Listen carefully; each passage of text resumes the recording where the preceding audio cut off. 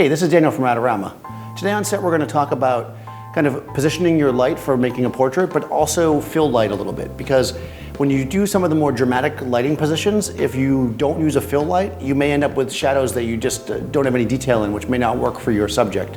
So I'm going to start off with a side light. So a side light is really dramatic. It can have a lot of different effects. Keep in mind that it's a side light because the light is to the side of the photographer. I'm always going to refer to that based on my position, not the model. So if the model turns and faces the light, then she's in profile to me, but the light's in the front of her. So right now the light's going to be coming from her side. So let's see what that looks like. Okay, good. So like we've done this before. It's really kind of dramatic. It's moody. You could have her face into the light source, and that would kind of make it open it up a little bit. So if you look towards the beauty district, that'll get a lot more light on her face. And again, we've done this kind of light before. It's kind of really nice. You'd fall off into this really dark background. It can be dramatic.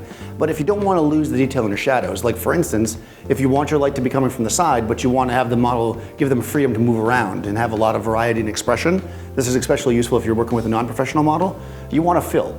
And I like to use a fill light coming from the camera position if possible. If you put your fill light opposite your main light, what you could end up with is a lot of crossed shadows, which can look really weird. So I've just taken a giant silk here. You can use a silk, you could bounce it off the wall behind you, you could bounce it off the ceiling, there's a lot of ways to do this. I'm just simply shooting ahead through the silk, and I've made sure that my exposure for this particular light source is about 2 to 2.5 stops darker. So it's still gonna be shadow, it'll just have detail in it. So if I take the exact same side lit shot, now we still have a very dramatic shot, lit from the side, but on the shadow side of her face, I have detail. And if I want more detail, I can just bring the power of this light up a little bit. You know, you can play around with your ratios depending on how you want to operate. But that's plenty of detail where I can bring it back later in post if I want to. So I want to talk a little bit about positioning. So this is the side light. If you want a light with more of a kind of traditional Rembrandt light, which a lot of people like to use for portraiture, what you want to do is bring your light kind of 3/4 to the front, and you want a little triangle of light on the opposite side eye. So I'll show you how to do that. Essentially, I'm going to keep my light in the same position as far as distance-wise to keep the exposure the same, and I'm just going to rotate it around. And it's tricky to see here in a daylight studio, but I can kind of position it where, if you're looking forward to me, that my light's going to light her like this, and it's going to throw shadow on this side of her face, but there's going to be light under her eye. So I'm looking, and that looks like it should be pretty good. All right, I think that should be good. Again, there's some finesse to it. You kind of want the shadow to touch here, but it doesn't have to be 100% perfect. This falls into that Rembrandt light kind of category. It's got the triangle of light under her eye with nice deep shadows. Again, I have the fill light set up so that we have detail on our shadows, so it's not too dark.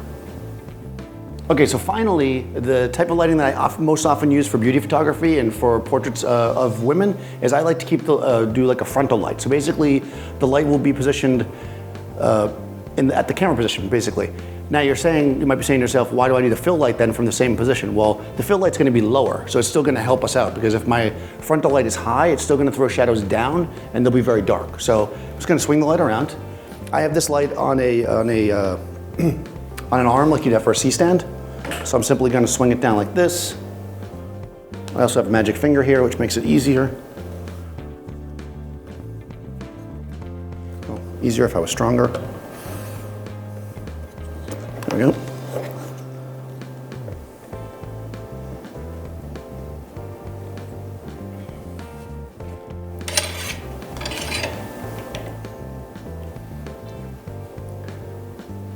So again, I'm putting my light more or less centered on my subject.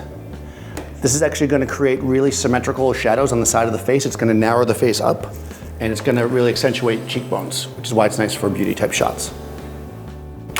Nice. So again, now I've created this light that's really directional from the front. It's really kind of narrowing the face and really accentuating the cheekbones. And with the fill light, we still see into the shadows. Generally speaking, the lighting that you use will really affect the vibe of the shot that you want, whether you want like a hardcore beauty shot or a more classic portrait or something really dramatic. But just remember, if you use a fill light, that's going to give you a lot more options in post by bringing your shadows up to a point where they're within the camera's dynamic range. Thanks for watching. Be sure to subscribe to our YouTube channel, and I'll see you next time on set.